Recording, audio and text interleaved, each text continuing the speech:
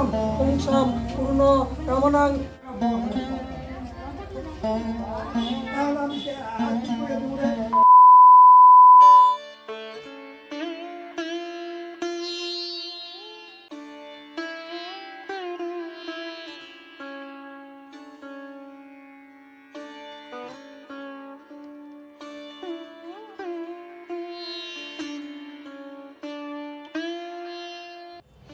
শুভ সকাল সবাইকে। কেমন আছো তোমরা? আশা করি সবাই খুব ভালো আছো, সুস্থ আছো, আমরাও ভালো আছি। এখন এই যে 9টার মতো বাজে। আজকে ভিডিওটা এখন থেকে শুরু করলাম, তাতেই থাকো। কেমন লাগলো অবশ্যই কমেন্ট করে জানিও। আর আজ হচ্ছে শ্রাবণ মাসের শেষ সোমবার, শ্রাবণের শেষ মহাদেব পুজো। আজকে উপোস আছি, পুজো দেবো। এই আমাদের মন্দিরে এখানে পুজো হবে, দুপুরের দিকেই হবে। তো ওখানে অঞ্জলি দেবো। সবাই তো সকাল থেকেই জল ঢালছে, তো আমি সকালে দিইনি, একদম ওখানে যখন পুজো হবে ব্রাহ্মণ দিয়ে, তো ওখানে আর কি পুজোটা দেবো। তো এখন রান্নাবাড়িটা করবো, ঝটপট বিল্টু স্কুল আছে। আর এখন রান্নাটা বসিয়ে দিই, নয়তো আমি ওইদিকে দুপুরের মধ্যে আবার সব কিছু কাজকর্ম কমপ্লিট করতে পারবো না, কারণ সব সেরে টেরে তারপরে আমাকে মন্দিরে যেতে হবে। সকালে ফুল তুলে নিয়ে এসেছি, ফুল বেলপাতা। বরমশাই এখন গেল বাজারে, এই ফল টল লাগবে ওগুলো আনতে। তো সাথে থাকো, আমি রান্নাটা বসিয়ে দিই। আর মনে বিল্টু ওরা পড়ছে, বসে পড়লাম সবজিপাতি কাটতে। আজকে নিরামিষই রান্না হবে, গতকালও নিরামিষই খেয়েছি, আজকে নিরামিষই খাবো। কারণ পুজোর আগের দিনে নিরামিষ খেতে হয়, আজকে তো এটা খেতেই হবে। তো চলো সবজিপাতিগুলো আগে কেটে নিই। বাইরে আজকে আবার ভালো রোদ উঠেছে। সকালে বৃষ্টি পড়ছিল, মানে একবার বৃষ্টি পড়ে আবার হচ্ছে রোদ উঠে, এরকম করতে করতে এখন বেশ ভালোই রোদ উঠে যায়। আনাজপাতি কেটে কুটে ধুয়ে রান্না বসিয়ে দিয়েছি। এখানে দেখো মিষ্টি কুমড়া বটি করব, যার জন্য টুকরো করে মিষ্টি কুমড়ো কেটে নিয়েছি। আর 5 মেশালি সবজি রান্না করব, কচু শাক করব, আর করব পটল ভাজা। তো ভাত আর ওইদিকে ডাল হয়ে গেছে, এখন আগে পটলটা ভেজে নেব। তারপরে দেখো নিরামিষ সবজিটা করলাম। আর বরমশাইকে বলেছিলাম নিরামিষে যেহেতু রান্না করব, তো একটা নারকেল ফাটিয়ে দাও। কচু শাকও করব, কচু শাকের মধ্যেও নারকেল দেওয়া যাবে আর কি, নারকেল দিলে ভালো লাগে। আর সবজির মধ্যেও আমি নারকেল দিয়েছি, কিন্তু ডালের মধ্যে দিইনি আজকে, যেহেতু মটরের ডালের মধ্যে আমি নারকেল দিই না। এখন যাব মন্দিরে, যে ভোগেরটা দিয়ে আসতে। তো ঘরে যা সবজি আছে তাই দিচ্ছি।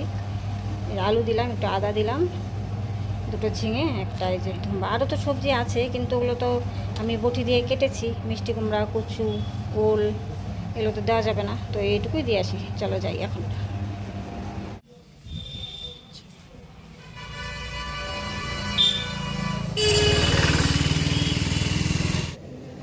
না তো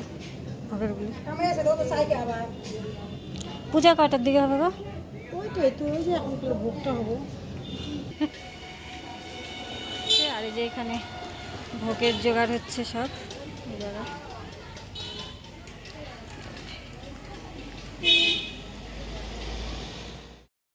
মন্দির থেকে এসে এখন এই বাকি রান্নাটুকু করব।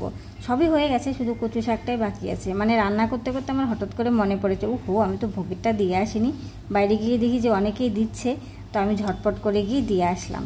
তো কচু শাকটা বসিয়ে দিলাম, ফোড়নে দিয়েছি কাঁচা লঙ্কা আর কালো জিরে, আর একটু নারকেল কোড়াও দিয়ে দিলাম। একটু কাঁচা নারকেল কোড়া রেখেছি, ওটা পরে দেবো। আর একটু চিনি দিলাম, লবণ হলুদ দিয়ে এটাকে এখন ভালো করে মানে ভাজবো। আর এখানে দেখো ডাল করেছি, ডালের মধ্যে কচু দিয়েছিলাম তো সেদ্ধ মনাইয়ের জন্য, তো ডালটা একটু কালো কালো হয়েছে। তো যাই হোক, একটু নারকেল কোড়া রেখে দিয়েছি, একটু আগে দিয়েছি। তো এক একজন এক একভাবে রান্না করে। আর এই দিকে মন্দিরে উলু জোগাড় শুনতে পাচ্ছি। তো বিল্টুকে বললাম গিয়ে দেখে তো পুরোহিত মশাই এসছে নাকি, কারণ আমাকে বলেছিল 3টার দিকে আসবে। তো এখনও তো 3টা বাজেনি, অনেক দেরি। তো বিল্টু এসে বলে হ্যাঁ চলে এসছে। তো আমি ঝটপট মানে কোনোরকম স্নানটা করেছি, বাসন ঘরেও মাজিনি। স্নানটা করে এদিকে পুজোর জোগাড় করে বেরিয়ে যাব মন্দিরে।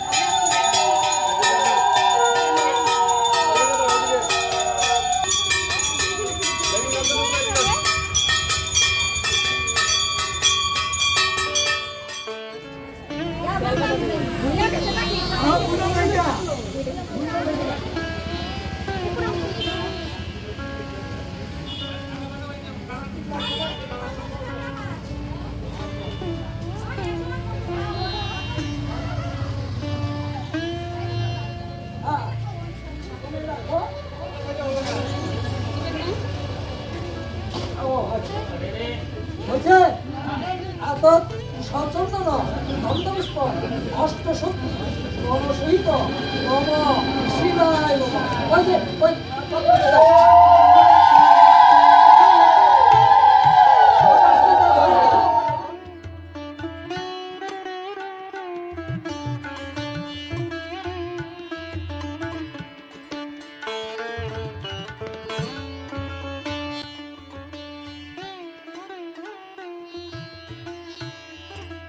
গুরু বিশ্বনাম পুংসাম পূর্ণ রমণাং রামপুরা মরাঙ্গি।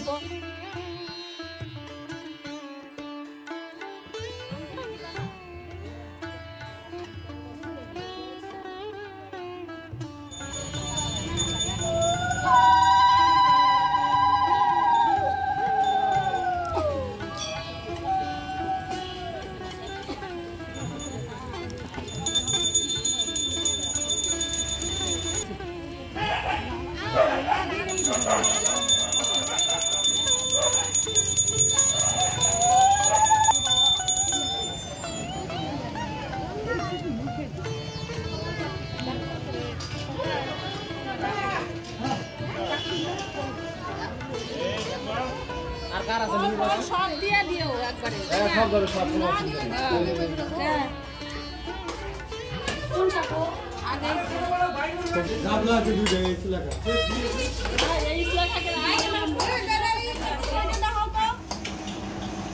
তো পূজা টুজা দিয়ে প্রসাদ নিয়ে একবারে আসলাম। বাপরে বাপ কি গরম। তো এই যে কি প্রসাদ দিয়েছে সেটা তোমাদের দেখাই। তো এই যে প্রসাদ দিয়েছে, এখানে 2 টুকরো ফল, খিচুড়ি আর এই যে সবজি, লুচি পায়েস। আবার এই যে এইখানেও দিল একটু। এই হচ্ছে প্রসাদ। আমি তো ওখানে উপবাস ভেঙেছি, ওই কি বলে নৈবেদ্য খেয়ে। এখন খাবো। জামা কাপড় চেঞ্জ করে হাত মুখ ধুয়ে কি তাড়াহুড়ো করে গেলাম, বাপরে বাপ। তো এখন আবার মনে হচ্ছে স্নান করি, এত গরম, মাথা প্রচণ্ড ব্যথা করছে, প্রচণ্ড।